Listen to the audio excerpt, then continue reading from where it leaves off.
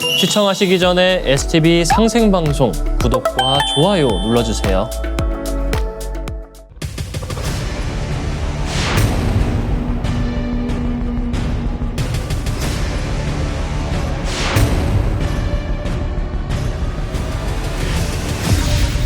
패스가 한 번 들어온 다음에 한 번에 끝난 거 아니고 10년마다 또 막 생겨가지고 뭐 순식간에 이제 퍼져나가죠.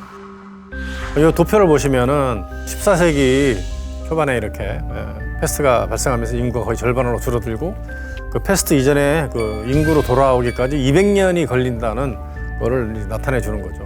이런 상황에서 좀 제대로 된 집안이 나옵니다. 우리도 무병장수해보자 하는 집안이 나오는데 그게 바로 메디치 가문이에요. 메디치 가문, 메디슨. 약으로 이 치료를 하는 그런 집안이거나 또는 그 약재를 파는 그런 집안이었을 겁니다. 피렌체 그 가문은 원래 상징이 이런 알약 6개입니다. 알약 6개. 뭐 시대가 변해가면서 8개, 9개 이렇게 뭐 가기도 했는데 대부분은 이제 6개의 알약으로 표현을 했습니다. 이제 메디치, 메디슨 비슷하잖아요. 그 메디치 가문을 크게 일으키고 이제 예술의 르네상스를 만든 사람이 코시모 디 메디치라는 사람인데 이 사람은 그 르네상스의 숨은 설계자라는 그런 이야기를 하죠. 이 사람이 그 철학자한테 평생 이렇게 후원을 하고 뭐 예술가들한테 뭐 후원하고 하면서 피렌체를 이제 쫙 이제 끌어올린 거죠. 엄청나게 이제 끌어올린 거죠. 아낌없이 돈을 38년 동안 메디치 가문에 투자를 했는데 지금으로 치면은 뭐 이게 가늠이 안 되죠. 조 단위 이상이니까요. 조 단위 이상. 자, 근데 이 사람이 왜 이렇게 그 코시모 디 메디치가 왜 이렇게 르네상스 도시로 만들 수 있는 기반인 신플라톤주의를 후원하게 됐을까? 거기에는 그 플라톤이라는 사람을 알아야 됩니다. 이 플라톤은 누구냐면 이제 비단친의 마지막 사상가이면서 르네상스 첫 번째 철학자라고 하는 사람입니다. 이 콘스탄티노플, 지금의 그 이스탄불이죠. 거기에서 이제 이탈리아로 이주를 해가지고 그 피렌체에서 기독교 공회가 열렸거든요. 그때 그리스 대표로 참석을 했는데 이때 이탈리아 인문주의자들하고 교류를 하면서 이제 강의를 했는데 그때 강의가 신플라톤주의 철학이에요. 그러니까 신의 실체성에 대해서 강의를 한 거예요. 이 강의를 아주 감명 깊게 들은 사람이 누구냐면 이 코시모 디 메디치입니다. 코시모 데 메디치. 이 사람이 감명을 받아서 그 1000년 전에 사라졌던 플라톤 아카데미를 내가 만들어 줄게 해서 자신이 소유하고 있던 별장을 내줍니다. 내줘가지고 그 당시에 가장 똑똑하다고 생각되는 친구를 연구를 하게 해줘. 근데 이 사람이 이제 플라톤의 책을 다 번역했던 사람이에요. 그 별장 이름이 그 까레지라고 하는 이제 별장이고요. 그 당시에 활동했던 사람들은 정말 쟁쟁했던 뭐 피치노, 피코 뭐 이런 사람들입니다.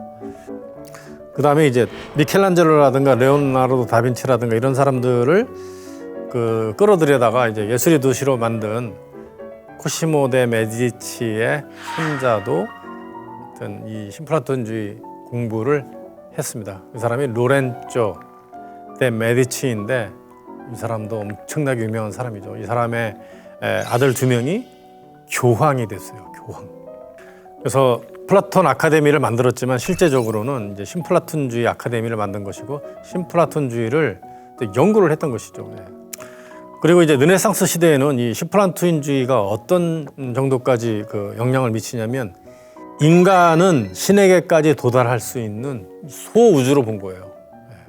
그게 이제 신플라톤주의의 그 인간관이었기 때문에 르네상스 시대에는 이제 그렇게 소우주로 봤고요.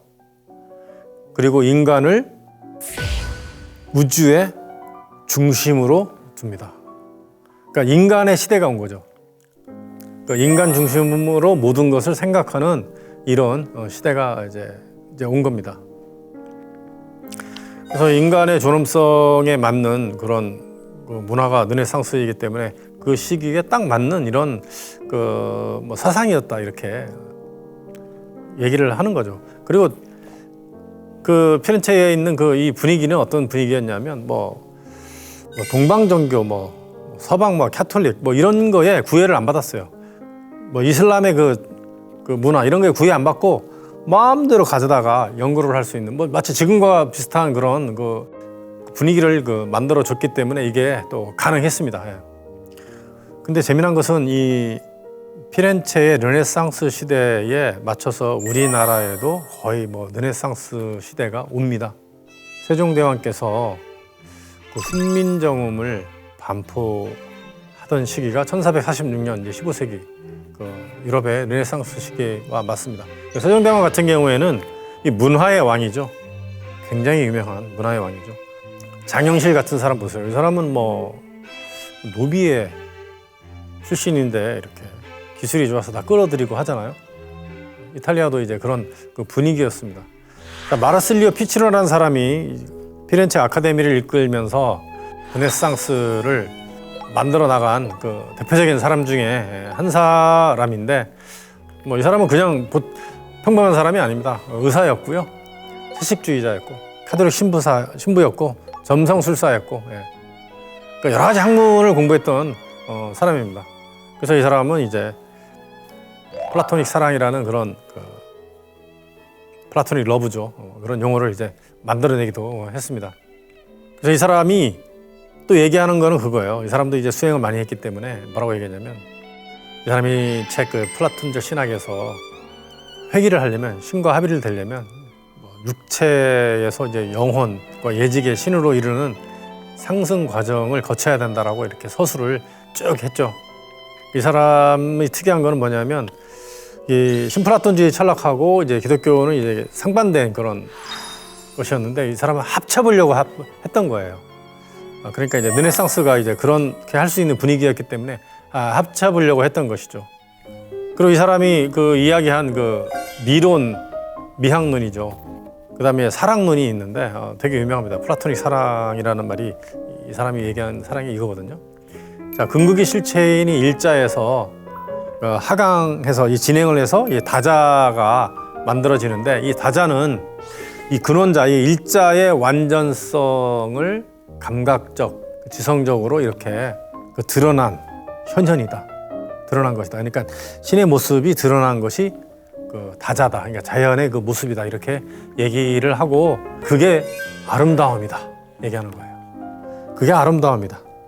신이 자기의 현현, 자기의 모습을 보여주는 그 창조의 모습이 아름다움이고 다시 이제 하나로 합쳐지는 그게 사랑이다. 이렇게 얘기해서 아모르. 이게 미학론이에요.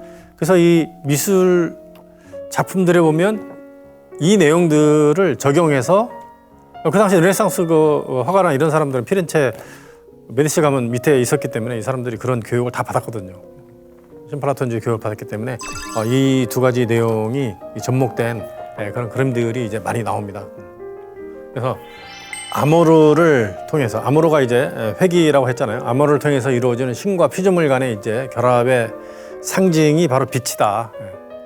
또는 비추어진 아름다움이다 이렇게 얘기를 하는 거죠. 여기도 빛에 대한 이야기를 하고 있고 피치노의 제자였다가 이제 같이 연구를 한 그 피코 델라 미란돌라라는 사람이 있습니다. 작은 그 공국의 이제 왕자였던 사람인데 이 사람이 이제 유대 신비 철학 까발라의 창시자로 알려진 사람이에요. 되게 이 사람도 유명한 사람인데 이 사람은 이제 피치노보다 훨씬 학문의 폭이 넓습니다. 뭐 짜라투스트라도 이제 연구를 하고 모든 그 학문의 그 신비주의 철학이라든가 이런 것들을 다 끌어다가 자기 거로 이렇게 만들었는데 이 사람도 피치노와 이제 공통점도 있지만 좀 다른 것도 있죠. 인간은 세계의 중심으로 창조되었다라고 하는 그 견해를 이제 같이 하고 있고요. 그 초월적인 신으로의 그 하나가 되는 그 회귀라는 것이 인간의 최상의 목표다라고 얘기를 하고 있습니다. 그러니까 신과의 합일, 도통을 인간의 최고의 목표다 이렇게 본 거죠. 그리고 이제 요 대목에서 이 사람들은 수행을 했던 사람들이구나라는 걸 알 수 있습니다. 피치노는 그 명상 있죠. 그 당시에 메디테이션이라는 말을 쓰진 않았습니다. 우리로 치면 이제 메디테이션을 함으로써 인간이 이제 완성이 되어간다, 신과 하나가 되어간다라고 하는 그런 표현을 썼는데, 이 피코는 한 단계 더 해서 메디테이션에서 신비적인 나의 소멸, 내가 사라지는 그 단계 경지에 경험을 해야 좀 더 완성으로 다가간다 이렇게 얘기를 했던 것입니다. 자, 르네상스 시대에 그래서 신플라톤주의 철학자들이 되게 많이 나오거든요. 뭐 이런 사람도 있습니다. 굉장히 중요한 사람인데 프란시스크 파트리치우스라는 사람이 있어요. 이 사람은 이제 이탈리아 자연 철학자로서 이제 아리스토텔레스 철학을 완전히 반대하고 플라톤 철학을 이제 끌어올린 사람 중에 한 명입니다. 그러니까 우주라는 것은 아주 철저하게 신에 의해서 생명을 유지하고 있고, 그런 그 우주 존재의 최고의 원리는 이제 근원적인 빛이다라고 얘기를 하는 거죠.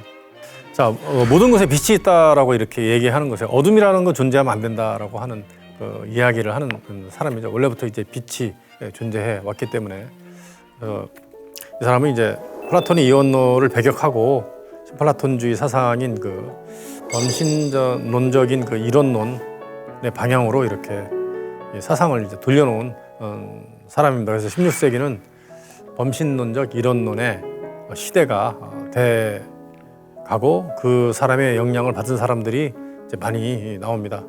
하여튼 이런 공간이 있다면은 이제 어둠은 존재하지 않는다. 빛으로 같이 차 있다 이렇게 얘기하는 거죠. 자, 물질 세계가 무한히 확장되고 그다음에 엄청난 공간으로 둘러싸여 있다라고 얘기를 하는 거죠. 그러니까 우주가 무한하다 뭐 이렇게 얘기했던 사람이에요, 이 사람이. 그 시대에 그런 이야기를 할 수 있는 사람이 몇 명이 안 됐는데 이 사람이 이제 그 이야기를 이제 최초로 했던 사람입니다. 아리스토텔레스 같은 경우는 진공이라는 건 존재하지 않는다고 했는데, 이 사람은 이제 진공이 가능하다라고 하는 이런 이야기도 하고, 마치 과거에 이제 물리학자 보는 것 같은데 그거와 괴를 같이 해서 이 브루노라고 하는 사람이 나오는데, 이 사람도 이제 천재 중에 천재죠. 수도사, 철학자, 우주론자, 수학자. 그러니까 르네상스맨이라고 하는 단어가 있죠. 르네상스맨. 그러니까 르네상스맨이라고 하는 것은 르네상스 시대에 모든 걸 할 수 있는 그러니까 만능 인간이죠. 가장 대표적인 사람을 레오나르도 다빈치 이렇게 얘기하는데, 그 당시에 활동했던 천재들 중에서는 이런 르네상스맨들이 되게 많은데, 이 브루노 같은 사람도 그런 르네상스맨에 포함이 되는 사람입니다. 이 사람은 암기력이 엄청 좋았어요. 엄청 좋았어. 착 보면 암기하고 착 보면 암기하고, 이 포토그래픽 메모리라고 하죠. 한번 보면 찍어서 암기하는 이런 능력을 갖고 있어가지고 이 기억력으로 한때 그 유럽에 있는 귀족들한테 인기가 엄청 많았습니다. 그렇습니다. 그런데 이 사람이 빽이 좀 없어요. 힘도 없고 뭔가 좀 세력을 좀 갖춰야 되는데 혼자 활동하다 보니 이제 나중에 이제 화형을 당하긴 하거든요. 그 왜 화형을 당하느냐? 이 공간과 무한에 관한 이론이 있는데, 그게 우주에 대한 이론이죠. 하나님과 우주가 하나의 살아있는 통일성을 이루고 있다를 제시를 했거든요. 하나님은 모든 존재자들의 본질이면서 제일 원인이다라고 해서 이거는 이제 신플라톤주의자들이 항상 하는 거예요. 기독교는 이원론인데 그 이론론적인 그 주장을 이제 많이 이제 펼쳐 나갔던 것이죠. 만유가 그로부터 나왔으므로 가장 큰 자이면서 동시에 만유 안에 내포되어 있으므로 가장 작은 자이기도 하다. 그러니까 이제 일자는 더 이상 세계를 초월한 실제로 간주하지 않고, 그러니까 실체가 없고 아무것도 없는, 느낄 수도 만질 수도 없는 이런 존재가 아니고 실체가 있다. 근본을 이루는 하나의 실체가 있는, 그러니까 인격신으로 본 거죠. 인격신. 굉장히 그 철학적이면서 진짜 수행 문화를 깊이 들어간 사람이 아니면 할 수 없는 이런 그 내용의 말이거든요. 그러니까 쉽게 얘기하면 뭐냐면, 기독교는 우주의 중심은 지구다. 지구 중심으로 이제 태양도 돌고 이제 모든 천체가 돈다. 이건데, 이 사람은 우리 은하계는 태양의 중심이고, 우리 은하계 아니고 우리 살고 있는 곳에서는 태양계는 태양의 중심으로 태양을 중심으로 돌고 있고, 예, 지구는 자전축을 중심으로 해서 회전을 하고 있다. 라는 이야기를 하는데 이게 기독교에서는 이제 큰 이단이거든요. 이런 16세기 이런 우주론을 펼쳤기 때문에 이 사람은 이제 기독교에서 이단의 죄를 받고 이 재판을 했는데 산채로 잔인하게 화형을 당해버립니다. 네.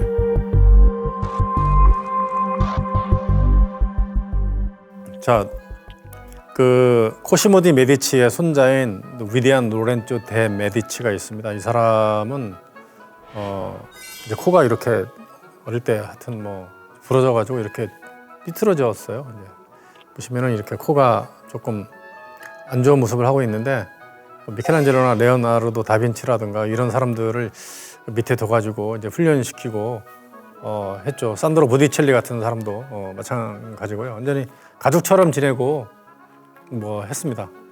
심지어는 이제 자신들이 살고 있는 그 궁전이죠.